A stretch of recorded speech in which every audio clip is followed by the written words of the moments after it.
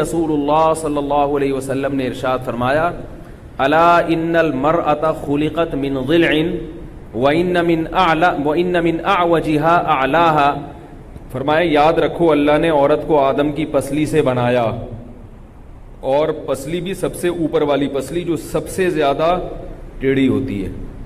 اگر ٹیڑھی کا لفظ برا لگے تو کرو ہوتی ہے.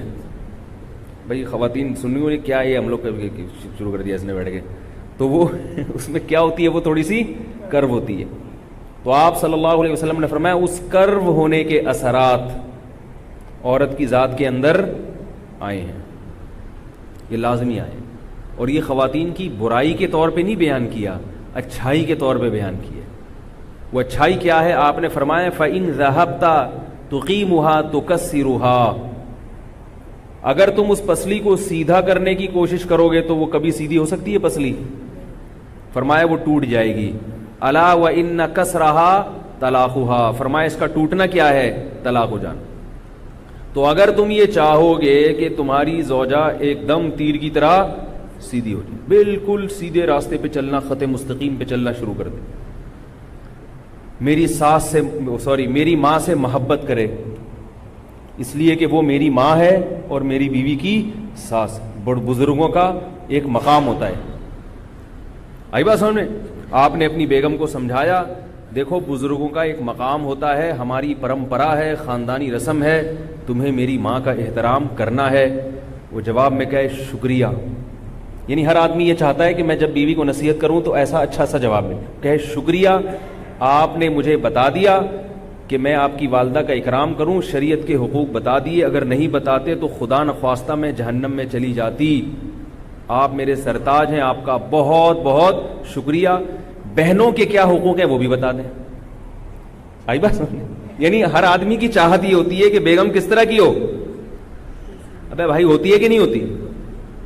کہ بھائی اب وہ اگلا سوال خود پوچھے کہ میری نندوں کے کیا حقوق ہیں، یعنی جو آپ کی جو بہنیں ان سے میں نے کیسا سلوک کرنا ہے. یہ پہلی رات میں باتیں ہو رہی ہیں، ان سے میں نے کیسا سلوک کرنا ہے یہ بھی مجھے بتا دیں.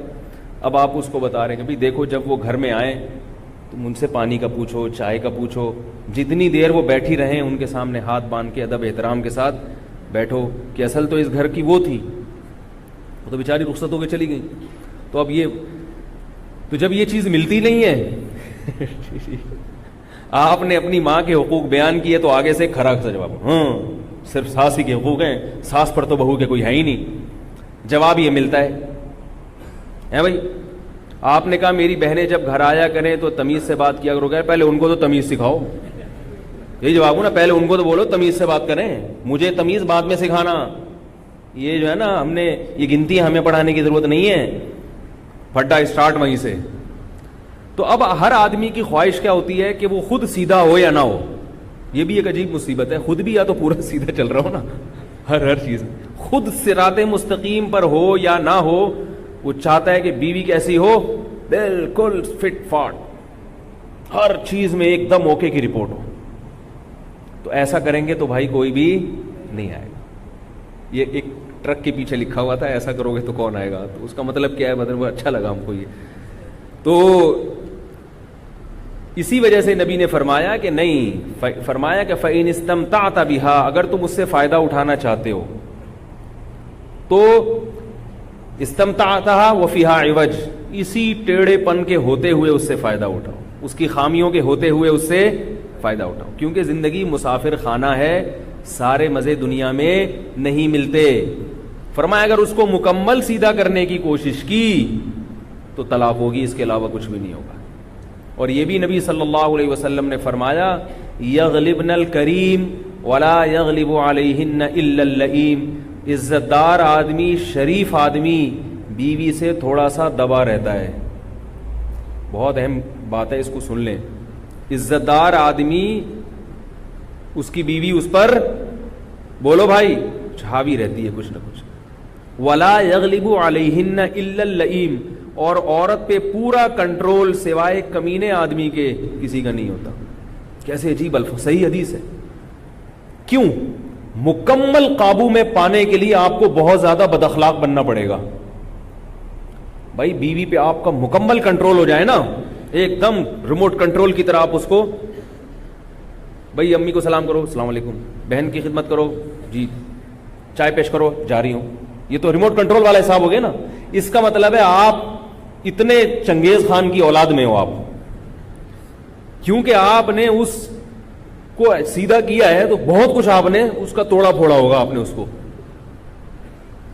تو یہ کمینہ پن اس لیے ہے کہ کمزور پر اتنا روب جھاڑنا کہ وہ بالکل آپ کے تابع ہو جائے، یہ مرد کی مردانگی اور غیرت کے خلاف ہے.